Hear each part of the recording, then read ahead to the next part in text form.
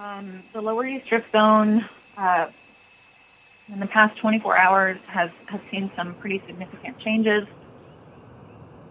The fountain and associated lava flow from Fissure 8 that we discussed yesterday crossed Highway 132 yesterday afternoon, and it began tracking down Highway 132 to the east, and then just above Noni Farms Road, that flow broke out into a smaller finger and began moving down the steepest path of descent. So the last update that we had on a flow front, it had the flow front right at about 2.8 miles above Four Corners. And overnight, the flow rates were moving at about 600 yards per hour. So it's a very rapidly advancing flow. Because of the rapid advance rate, our representative at the EOC relayed to me that the Hawaii County Civil Defense decided to evacuate all of Lower Puna to ensure that people would be able to get out because they were concerned that Beach Road would be cut.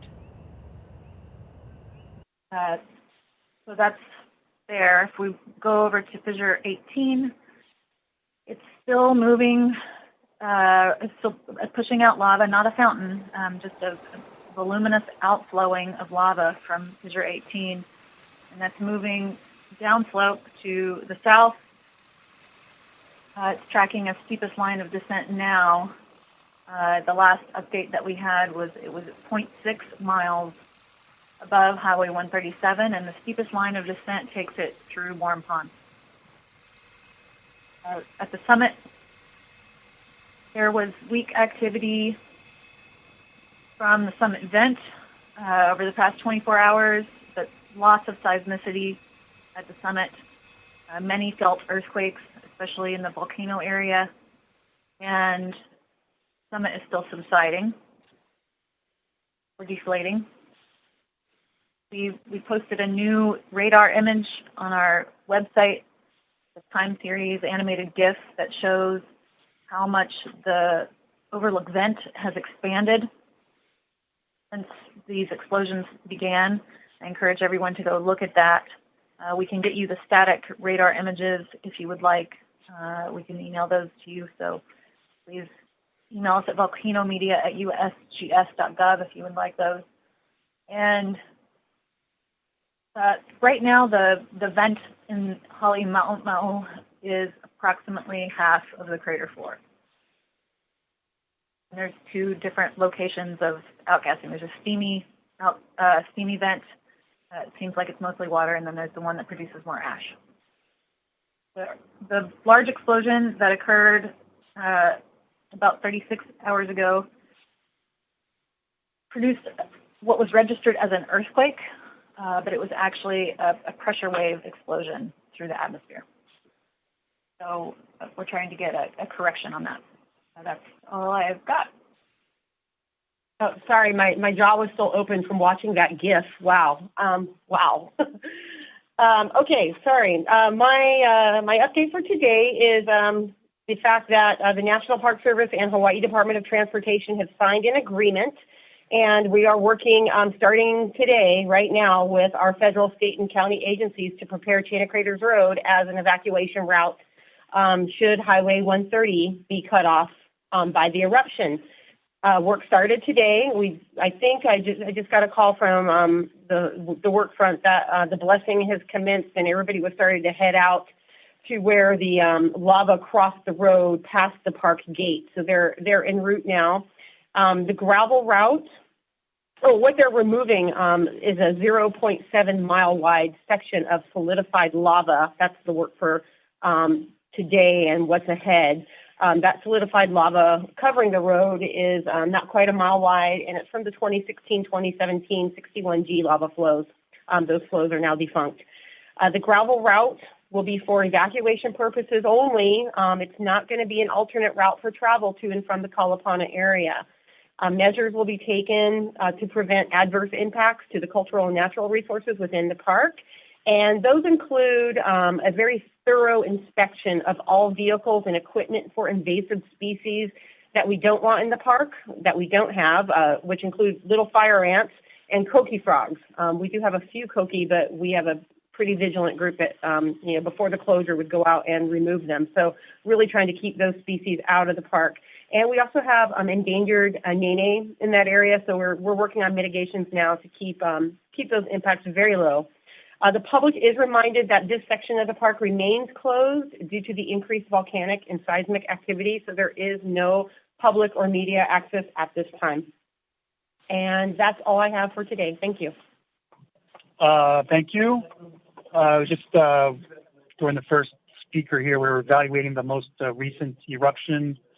There was a 4.5 earthquake at the summit, and on radar we got indications of another ash explosion up to about 12,000 feet or so.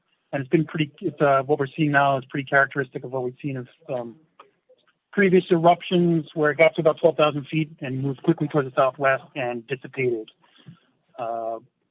If the eruptions stay in that general range up to about 12,000 feet or so, we would expect any and all ash to head quickly towards the southwest and dissipate. But if you get an explosion that extends up to about 20,000 feet or higher, the winds at that level are out of a completely different direction.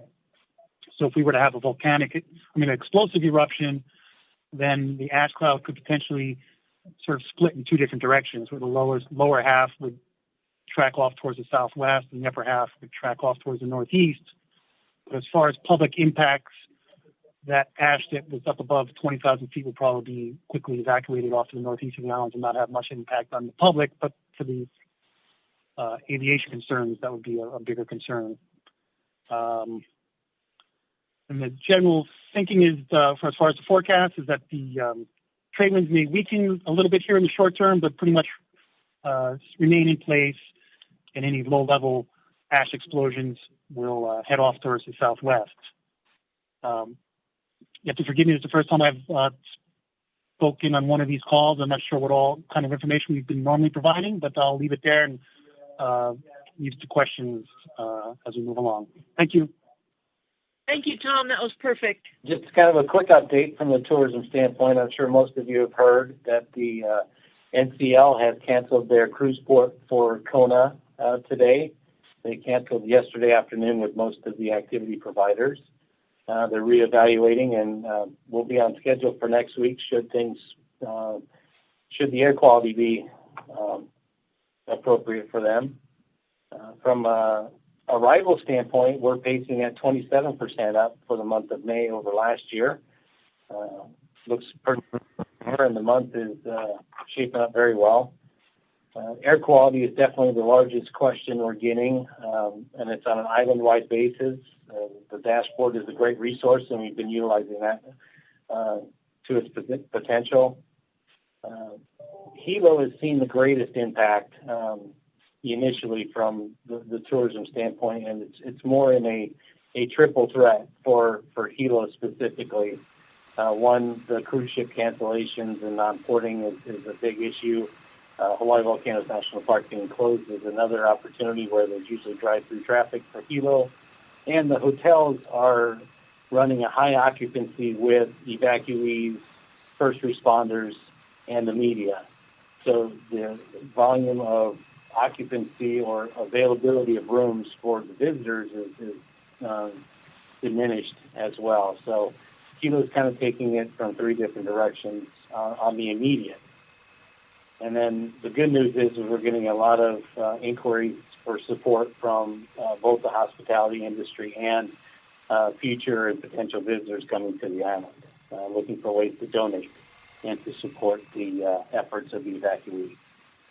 That's all I have. My question is for Jessica. So when do you think that work will be complete on Chain of Craters? When will it be available for an evacuation route?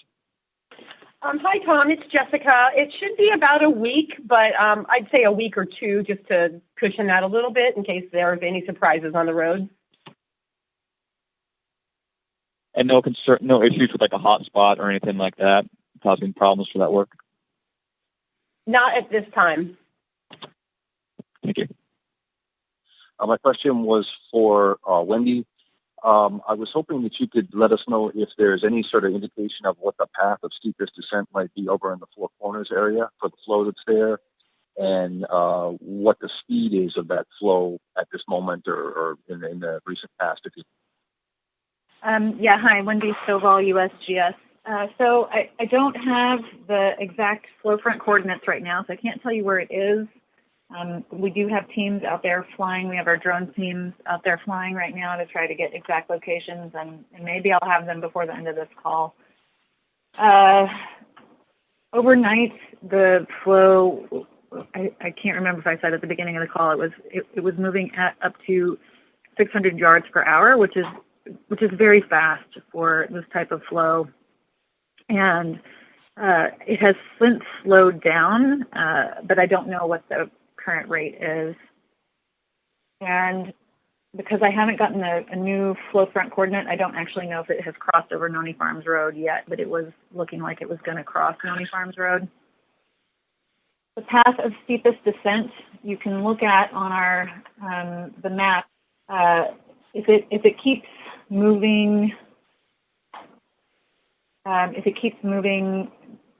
down slope beyond Noni Farms Road, and that, you know, we might expect that to happen as long as the volume coming out of Fissure 8 is still sustained, and reports from the field this morning are that it is doing exactly what it's been doing for essentially the past 12 hours. Mountain heights are high, above 200 feet, and there's just no sign of waxing or waning in that fountain itself. Also to note, this is officially Pu'u'o'o composition magma. We're no longer mixing with anything from the rip zone, so we have the really hot gas-rich magma from uprift erupting right now. And the path of steepest descent, depending on where it crosses Noni Farms Road, it could go into vacation land. Whether that be the north end or the south end is uncertain at this point. Okay. Thank you. I'm visualizing it essentially paralleling the roadway. Is that 130, 132, I guess? Is that correct? Yeah, it was paralleling the roadway, but then it jumped north of the roadway, just to the west of Noni Farms Road. Thank you.